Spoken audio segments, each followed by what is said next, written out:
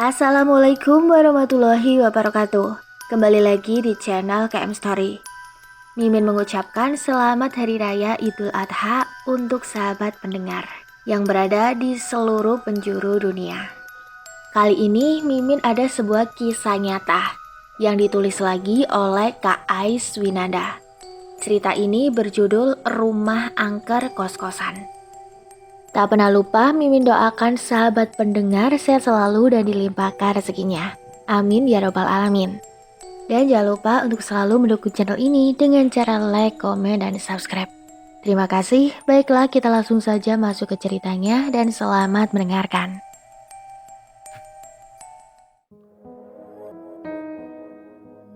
Di cerita kali ini, di setiap nama dan tempat akan saya samarkan. Perkenalkan, namaku Iqbal. Saya tinggal di Sumatera Barat, di kota G. Waktu itu tepatnya pada tahun 2010. Saya baru lulus SMA.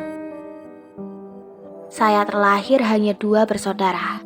Anak pertama adalah kakak saya, dan saya yang paling kecil. Setiap kali saya ingin mencari pekerjaan, selalu dilarang oleh bapak saya. "Apa uang jajannya bapak kasih kurang?" ucap bapak padaku. Saya hanya terdiam. "Kamu butuh uang berapa?" "Bukan gitu, Pak. Tapi..." "Gak ada tapi-tapian. Udah, kamu itu di rumah aja. Biar bapak saja yang kerja. Ini, bapak lagi usaha nyari uang untuk ngasih kamu modal buat usaha." Saya pun gak bisa berkata apa-apa saat itu. Hingga setahun pun berlalu. Kerjaan saya hanya makan, tidur saja. Begitu seterusnya. Hingga saya dapat telepon dari teman saya yang mengajak saya mencari kerjaan di luar kota. Kalau di sini kami mengucapnya merantau. Saya pun cukup tertarik dengan ajakan teman saya itu. Karena pun saya sudah mulai bosan dengan kehidupan sehari-hari yang terus-terusan seperti ini. Saat saya sedang makan malam bersama keluarga, saya pun memberanikan diri untuk berbicara kepada bapak. "Pak," panggil saya gugup. "Ada apa, Nak?" "Iqbal diajak temen Iqbal kerja, Pak, di luar kota." Mama saya pun hanya tersenyum, sepertinya ia menyetujuinya. Saya rasa semua ibu di seluruh dunia pasti akan mensupport anaknya kalau yang dilakukan anaknya hal yang positif. Tapi ayah saya hanya terdiam dan menarik nafas. "Apa kamu yakin dengan keputusanmu itu?" Saya pun tak menyangka kalau kalimat itu yang akan dikatakan bapak saya. "Yakin, Pak. Iqbal cuman kepengen mandiri dan nggak mau bergantung sama bapak terus." "Kapan kalian akan berangkat?" "Seminggu lagi, Pak." Saat itu bapak saya langsung berdiri dan segera mengambil tasnya. Tiba-tiba ia menyodorkan uang ke saya. "Ini, bapak kasih kamu uang 7 juta untuk bekal kamu." Selama ini sama sekali saya tidak menyangka kenapa tiba-tiba malah mengizinkan saya. Di situ saya tak banyak bicara, takutnya bapak saya berubah pikiran. Singkatnya hari keberangkatan pun tiba. Saat semuanya beres, saya pun berpamitan kepada mama saya. Saya dipeluk dan diberi nasihat sama mama agar jangan buat yang macam-macam saat berada di kampung orang. Saya dan teman saya, kita sebut saja namanya Eka. Kami diantar bapak saya menggunakan sepeda motor untuk menuju pangkalan travel terdekat. Dan tak lama kami pun sampai di pangkalan travel tersebut. Saat mobil kami pun tiba, saya pun pamit ke bapak saya. Ia langsung memeluk dan berkata, "Jaga dirimu baik-baik ya, Nak. Kalau ada apa-apa telepon saja bapak." "Iya, Pak. Iqbal berangkat dulu ya, Pak. Assalamualaikum." "Waalaikumsalam." Setelah masuk ke mobil, kami pun langsung jalan. Saat sudah memasuki kota, tak terasa tiba-tiba air mata ini pun menetes. karena ini baru pertama kalinya saya meninggalkan kampung halaman. Saya melihat Eka sedang memainkan HP sambil menggunakan handset. Si Eka ini adalah teman saya yang saat ini mengajak saya merantau. Oh iya, tujuan kami saat itu mau ke Sumatera Utara menuju kota M. Tak terasa kami berdua pun tertidur.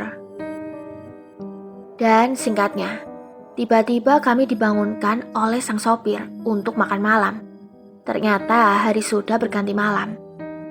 Setelah selesai makan, kami pun berangkat kembali. Singkat cerita, saat hari sudah berganti pagi, tibalah kami di Bangkalan Travel di daerah Sumatera Utara. Dan ternyata Eka sudah pernah kemari, jadi dia hafal dengan jalan di daerah sini. Setelah itu kami pun memesan sebuah ojek untuk menuju sebuah kos-kosan khusus pria. Oh iya, Eka kemari ingin melanjutkan kuliahnya, berbeda denganku yang ingin mencari pekerjaan tetap. Tapi sebelumnya Eka sudah menjelaskan kalau dia mempunyai teman seorang calo yang bisa mendaftarkan orang yang ingin kerja di sebuah pabrik. Setelah lama berjalan, si tukang ojek masuk ke dalam gang kecil. Di sini masih cukup banyak rumah-rumah warga. Kami pun terus memasuki gang yang cukup hancur dan berbatu. Saya melihat kiri dan kanan, hanya ada persawahan yang membentang luas. Perasaan saya mulai tak enak saat itu. Masa iya ada kos-kosan di tempat seperti ini? Tak lama, tampaklah 6 buah rumah yang saling berhadapan. Ternyata cukup ramai juga yang ngekos di kos-kosan tersebut. Kos-kosan tersebut cukup jauh dari rumah warga. Setelah sampai, kami diberikan kunci kamar masing-masing. Satu rumah ada 4 kamar. Kami pun beristirahat sejenak. Dan si Eka pun menelepon calo yang dikatakan sebelumnya. Saat ini masih belum ada kejadian aneh yang menimpa saya. Saat Eka menelpon calo tersebut, calo itu ingin bertemu sore itu juga. Karena pabrik tersebut memang sedang membutuhkan karyawan. Kami meminjam sepeda motor pemilik kos ini. Kami menemui calo tersebut di sebuah lesehan kecil. Kami memesan es kelapa dan sambil mengobrol. Ternyata jika ingin masuk ke pabrik tersebut, harus menyogok dengan biaya 1 juta. Saya pun menyetujuinya, dan besoknya langsung bisa mulai kerja. Setelah semua beres, kami pun kembali pulang. Saat kami sampai di kosan, ternyata anak-anak yang lain sudah pada pulang dari kuliahnya. Ada si Jeffrey yang sedang duduk di teras, sambil memainkan gitar bersama si Nino. Kami pun berkenalan sambil bercerita tentang pengalaman kami. Hingga saat hari sudah memasuki maghrib, kami pun masuk ke dalam. Di sini, cuma Nino yang rajin menunaikan ibadah sholat. Selesai mandi, saya pun cuma rebahan sambil memainkan game di handphone. Dan singkat cerita, keesokan harinya saya sudah mulai berangkat di pabrik tersebut. Karena pabrik tersebut jauh dari kos-kosan, saya pun memanfaatkan sisa uang yang diberikan bapak kemarin untuk mencari sepeda motor yang murah untuk lebih mudah berangkat bekerja. Singkatnya, seminggu pun berlalu. Sampai saat ini keadaan masih biasa-biasa saja. Dan keesokan harinya saat pulang bekerja, saya pun langsung mandi. Setelah selesai mandi, saya kembali ke kamar. Saat itu hari Kamis, tepatnya malam Jumat. Entah kenapa, malam itu saya tidak bisa tertidur dan keadaan gerah sekali malam itu. Walaupun sudah menghidupkan kipas angin, tapi keringat masih saja membasahi tubuhku. Pada malam itu sekitar pukul 10 malam, cuman kami berdua saja di kosan ini. Si Nino sedang ngaji berjamaah di musola, sedangkan Jeffrey nongkrong bersama teman-teman kampusnya.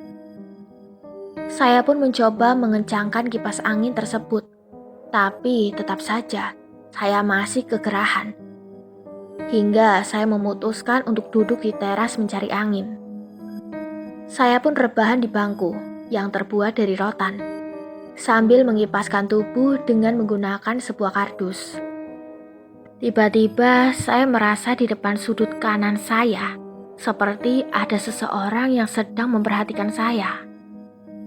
Dan benar saja, saat saya menoleh ke arah kanan, ternyata ada seorang kakek-kakek sedang memperhatikan saya sambil memegang sebuah tikar. Saya pun tidak memperdulikan kakek itu. Saat saya menoleh kembali ke arah kakek itu, ternyata kakek itu sudah tidak ada. Singkatnya, keesokan harinya saat pulang kerja, saya mencoba menelpon bapak saya.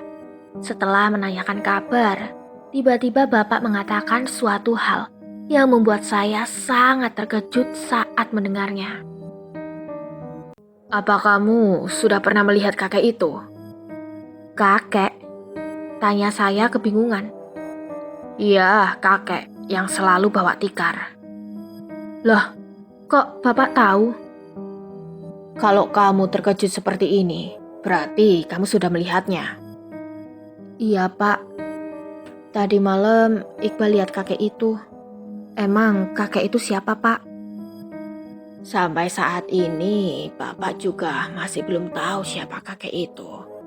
Dulu, sewaktu Bapak kecil, Bapak sering mendengar almarhum kakek kamu sedang berbicara sendiri di kamar. Dan saat Bapak mengintip, ternyata almarhum kakek kamu sedang berbicara dengan kakek tikar itu. Dan Bapak sudah sering melihatnya, tapi Bapak nggak berani menanyakan hal itu ke almarhum kakek kamu. Hingga setelah seminggu kelahiran kamu, kakekmu pun meninggal.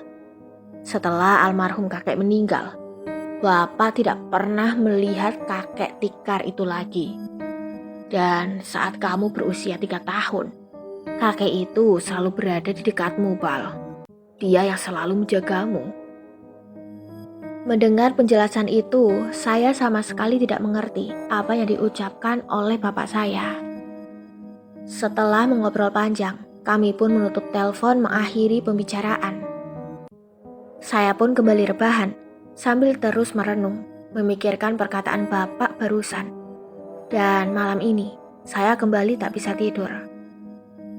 Apa karena belum terbiasa ditinggal oleh keluarga? Gumam saya, kemudian melihat jam menunjukkan pukul 12 malam pas. Tiba-tiba saya seperti mendengar sebuah desahan suara wanita. Suara itu berasal dari kamarnya Eka. Saya pun bangkit dari tempat tidur dan segera keluar kamar untuk mengecek suara tersebut.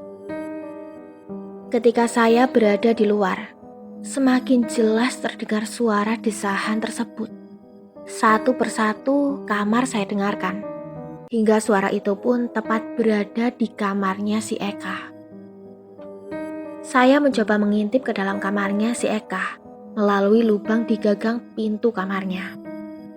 Betapa terkejutnya saya saat melihat Eka melakukan hubungan badan dengan seorang gadis yang tidak aku kenal. Tiba-tiba, gadis itu seperti mengetahui keberadaan saya dan dia melirik ke arah saya. Dia menatap saya dengan wajah yang sinis. Tiba-tiba wanita itu tersenyum, tapi dengan senyuman yang mengerikan. Hingga saya pun terbangun dari tempat tidur dengan nafas yang ngos-ngosan. Ternyata itu semua hanya mimpi, tapi sangat terasa begitu nyata. Saya pun bangun dari tempat tidur dan menuju kamar mandi untuk buang air kecil. Saat saya sudah membuka pintu kamar, tiba-tiba, dek, badan ini terasa kaku dan tidak bisa digerakkan sama sekali. Mau menjerit pun tidak bisa. Saat itu, saya melihat wanita yang di dalam mimpi tadi. Kini ia telah berada di depan kamar saya. Ia mengenakan baju selayar atau baju yang biasa dipakai orang pas di acara pernikahan. Lebih tepatnya, baju pengantin. Tiba-tiba, tubuhnya melayang dan ia pun menghantamkan tubuhnya ke lantai. Karena hantamannya begitu kuat, hingga sampai mengeluarkan suara yang cukup keras. Berulang-ulang kali ia melakukannya di depan saya. Saya pun tak kuasa menahan takut saat itu. Setelah berkali-kali menghantamkan tubuhnya, ia pun kembali berdiri dan menatap ke arah saya dengan senyuman yang sangat mengerikan. Perlahan dia mendekati saya. Saya pun sampai terkencing dalam celana karena ketakutan. Karena sepertinya wanita ini ingin mencelakai saya. Tiba-tiba langkah wanita itu pun terhenti. Dan seketika raut wajahnya berubah seperti sedang ketakutan. Pandangannya pun terfokus ke arah belakang saya. Saya pun merasa seperti ada seseorang di belakang. Tetapi saya tidak bisa menoleh ke arahnya karena tubuh ini masih tidak bisa digerakkan. Dan perlahan, wanita itu pun pergi ke arah luar dan menghilang entah kemana. Tiba-tiba, ada sebuah tangan menyentuh pundak kiriku. Seketika badan ini pun sudah bisa digerakkan kembali. Saat saya menoleh ke arah belakang, ternyata tidak ada siapa-siapa. Tadi itu siapa ya? Gumanku dalam hati. Saya pun secepat mungkin mengganti celana yang kotor. Setelah itu kembali tidur. Saya kembali rebahan di kamar untuk melanjutkan tidur.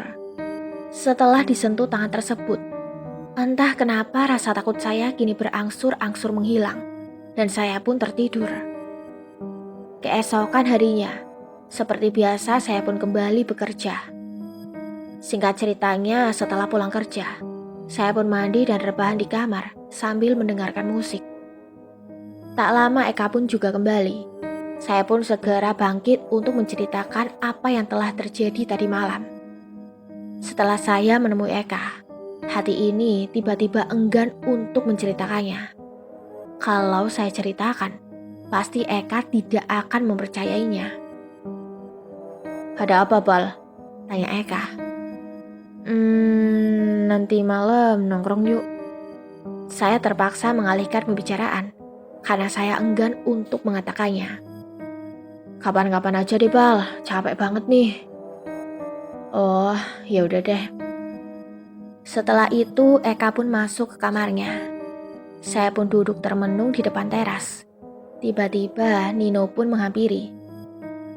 Gak boleh ngelamun, ucapnya sambil menyodorkan secangkir teh hangat. Dan Nino pun duduk di sebelahku. Sambil meneguk teh hangat, Nino pun berkata, udah, gak usah dipikirin. Kamu jangan takut. Kakek itu bakalan terus menjagamu kemanapun kamu pergi. Kata Nino yang seketika membuat saya terkejut. Saya pun hanya terdiam dan ia lanjut berkata, wanita itu memang sering memunculkan dirinya di tempat ini. Tapi dia tidak pernah mengganggu sama sekali. Dan di sini cuman saya dan kamu yang bisa melihatnya. Tapi saya juga heran. Kenapa saat ini dia mengganggumu? Apa wanita itu ada kaitannya dengan dirimu? Dan apa kamu mengenalnya? Jangankan kenal, No. Saya aja baru ini ngeliat dia. Tapi kok dia kayak mengincar saya ya? Sebenarnya dia itu siapa sih? Saya pun kurang tahu, Bal. Dia berasal dari mana? Tetapi yang saya tahu, wanita itu dijodohkan oleh orang tuanya dan tidak terima dengan keputusan orang tuanya. Dia mencoba melarikan diri dari perjodohan itu hingga ia tertabrak oleh sebuah truk dan meninggal di tempat. Itu saja yang saya tahu dari dirinya. Saat saya tanya ke dia berasal dari mana, wanita itu tidak menjawab. Nino ini selain rajin ibadah, ternyata dia juga bisa melihat makhluk-makhluk tak kasat mata. Bahkan, dia juga bisa berinteraksi dengan mereka. Selama saya hidup, baru kali ini saya berurusan dengan makhluk halus. Ucapku, Nino pun hanya tersenyum. Perbanyaklah ibadah dan dekatkan diri dengan Yang Maha Kuasa. Insya Allah, tidak ada lagi yang berani mengganggumu. Saran Nino. Saya pun hanya terdiam saat mendengar Nino mengatakan hal tersebut. Setelah lama mengobrol, terdengar suara azan maghrib Nino pun pamit untuk menunaikan ibadah sholat maghrib. Saya pun balik ke kamar dan kembali rebahan sambil mendengarkan musik. Saat saya menoleh ke arah sudut kamar, ternyata sudah ada wanita itu lagi.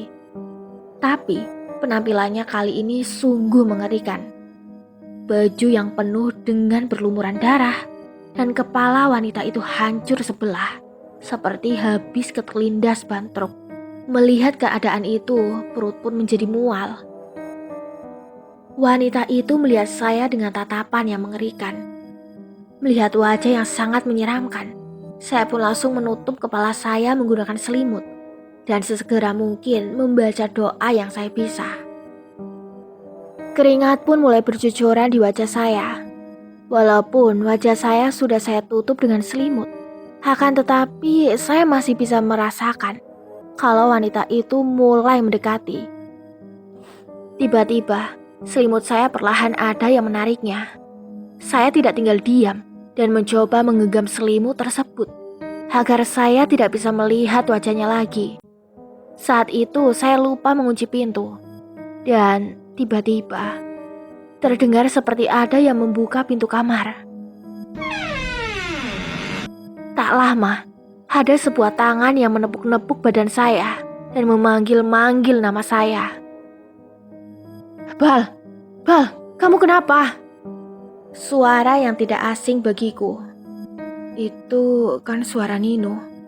Alhamdulillah, ucapku dalam hati.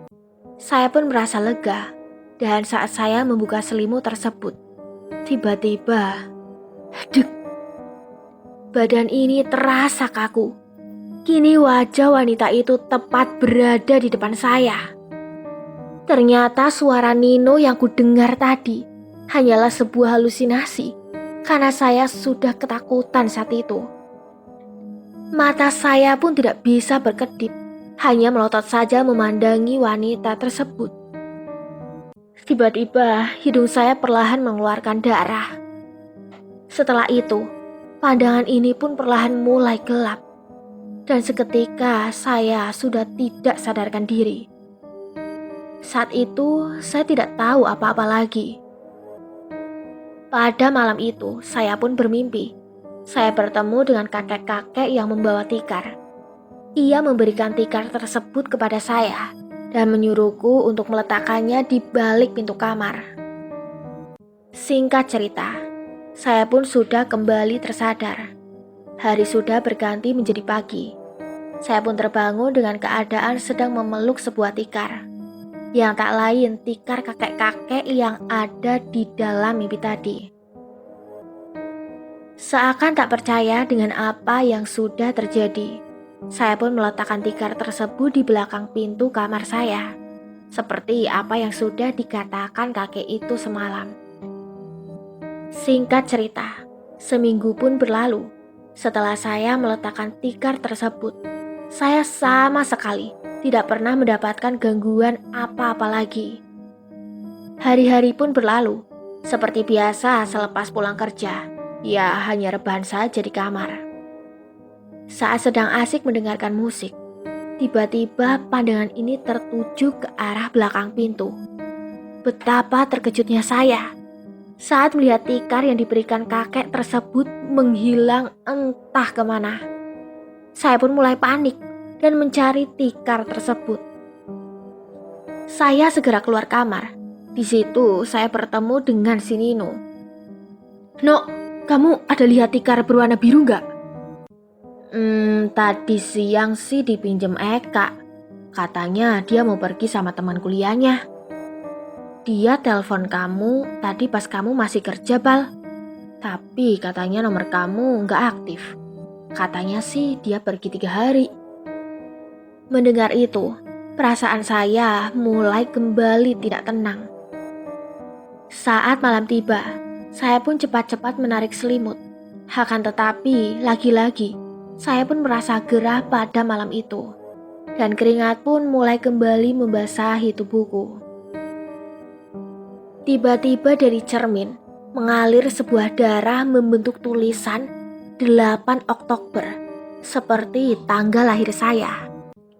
Dan tak lama saya pun terbangun. Lagi-lagi semua itu ternyata hanya mimpi. Sebenarnya apa yang diinginkan arwah wanita ini? Kenapa saya terus yang selalu diganggunya? Tiba-tiba, wanita itu sudah berada di depan saya. Dan seketika dalam sekejap ia merasuki tubuh saya. Saya pun tertawa melengking saat itu, yang membuat teman-teman yang lain pada berdatangan. Saat itu mereka terkejut melihat saya yang sudah kesurupan.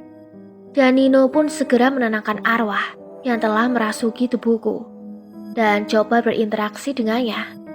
Ternyata wanita ini sama seperti saya. Lahir di tanggal 8 Oktober. Hanya saja tahunnya yang berbeda. "Kamu kenapa mengganggu teman saya? Apa dia punya salah sama kamu?" tanya Nino. "Tidak ada." "Jadi, kenapa kamu terus mengganggunya?" "Aku cuma suka sama anak ini. Aku ingin ia ikut denganku." "Kamu dengan anak ini, kalian berada di alam yang berbeda. Tolong, jangan ganggu teman saya. Kembalilah ke asalmu." "Aku tidak ada urusan denganmu. Jika kamu berniat menghalangiku, aku tidak akan segan-segan untuk menyakitimu." Setelah saya mengatakan hal itu, muncullah seorang kakek-kakek tepat berada di belakang si Nino. Kakek itu pun berkata, "Kembalilah ke alammu. Jangan pernah kau mengganggu cucuku. Ini bukan tempatmu. Cepat, kembalilah." Aku tidak akan pernah kembali, karena aku masih belum bisa menerima apa yang telah menimpaku selama aku masih hidup. Dan kini, arwahku tidak bisa tenang. Jika Sang Maha Kuasa sudah berkehendak, hal yang mustahil pun bisa akan terjadi. Jadi, kembalilah ke asalmu. Kami semua yang ada di sini akan mendoakanmu agar kamu tenang di alam sana. Seketika saya pun menangis sejadi-jadinya dengan tangisan yang amat sangat mengerikan. Setelah cukup lama merintih, tiba-tiba tubuh ini pun terjatuh tak sadarkan diri. Nino yang berada di depan saya dengan sigap menangkap tubuh saya dan segera membangunkan. Tak lama mata saya pun terbelalak cukup lebar dan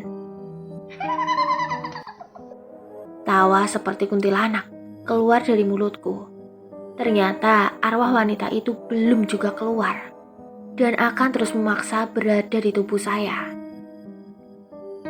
Kakek tersebut hanya menggelengkan kepala saja setelah melihat apa yang barusan terjadi. Tiba-tiba tubuh ini melayang di atas kasur dan perlahan tubuh ini menembus tembok dan pergi entah kemana. Nino dan kakek tersebut mengejar diri saya yang telah dibawa kabur oleh sosok arwah tersebut. "Bagaimana ini, Kek? Kita harus kemana?" tanya Nino ke kakek tersebut. Betapa terkejutnya Nino. Ternyata kakek tersebut telah menghilang entah kemana.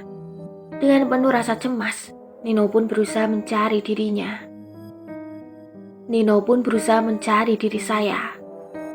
Setelah cukup lama mencari, Nino melihat ada seseorang berjalan sendirian. Nino pun menyenter ke arah orang tersebut. Terlihat jelas wajah orang tersebut. Ternyata itu adalah saya yang sudah tersadar dan ingin segera kembali ke kos. Nino pun segera menghampiri saya. "Alhamdulillah, akhirnya kamu ketemu juga." "Ketemu siapa, Nin?" jawabku. "Udah, nanti aja saya jelaskan. Yang penting kamu sudah selamat." Saya dan Nino pun berjalan menuju arah kos-kosan. Dan keesokan harinya, barulah Nino menceritakan apa yang telah menimpa saya. "Tadi malam bagaimana ceritanya? Kok kamu bisa berjalan seorang diri?"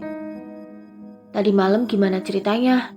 Kok kamu bisa berjalan seorang diri?" tanya Nino ke saya. Nggak tahu, Nin. Tiba-tiba ya, pas aku bangun, aku udah berada di bawah pohon besar. Aku langsung terkejut pas itu. Karena ketakutan, aku pun lari dari tempat itu. Sampai aku kelelahan.